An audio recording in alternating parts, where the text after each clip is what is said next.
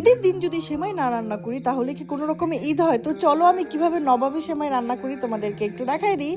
তো আমি নবাবী সেমাই রান্না করার জন্য এটা আমি ফার্স্ট টাইম ট্রাই করতেছি। এর আগে আমি কখনোই ট্রাই করি নাই। অনেকবার ইচ্ছা ছিল যে আমি আসলে এই নবাবী সেমাইটা রান্না করব। তো দেখো আমি প্যানের মধ্যে দিয়ে দিয়েছিলাম ঘি। তোমরা যতটা পারো ঘি দিবার, ঘিটা বেশি দিলে কি স্মেলটা একটু বেশি করে।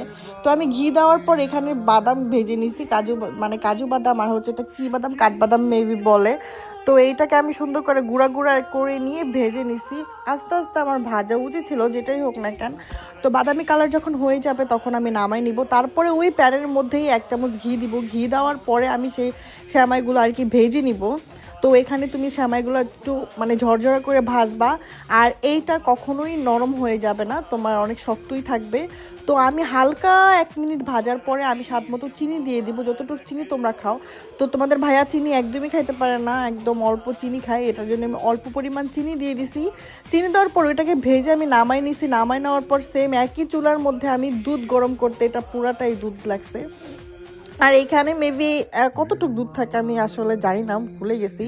তো এখানে আমি পুরাটাই ভাবছিলাম যে অর্ধেক দুধ লাগবে, পরে ভাবলাম যে না ক্রিম করব, তাহলে আমি বেশি একটুই করি, খেতে মজাই লাগবে।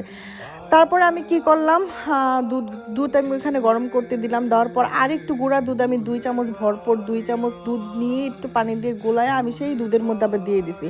তো গরম দুধটা এখানে উঠাইছি, উঠানোর পর কাস্ট পাউডার দিয়ে দিব, যেটা দিয়ে আমি মূলত ক্রিম বানাবো। তো ক্রিম বানানোর জন্য এখানে আমি কাস্টার্ড পাউডারটা দিয়েছি 2 চামচ।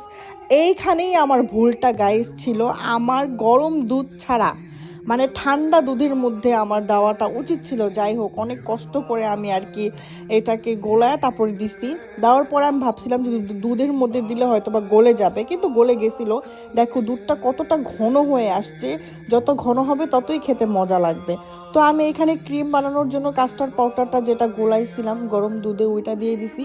দিয়ে দেওয়ার পরে আমি অনবরত লাড়তেছি, পরে দেখতেছি না হইতেছে না।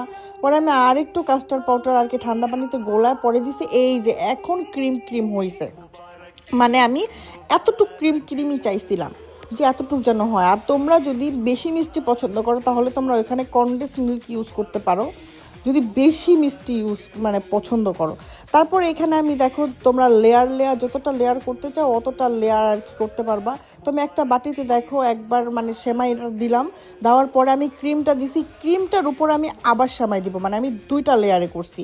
তারপরে আমি উপরে একদম ক্রিমটা দিয়ে দিছি। এই ক্রিমটা তুমি যতক্ষণ রেখে দিবা ততক্ষণ শক্ত হবে, এই নরমটা থাকবে না। তারপরে ভেজে রাখা সেই বাদামগুলো আর কি উপরে ছিটাই দিতেছি। তোমরা যে যার যার মতো ডেকোরেশন করতে পারবা, কোনো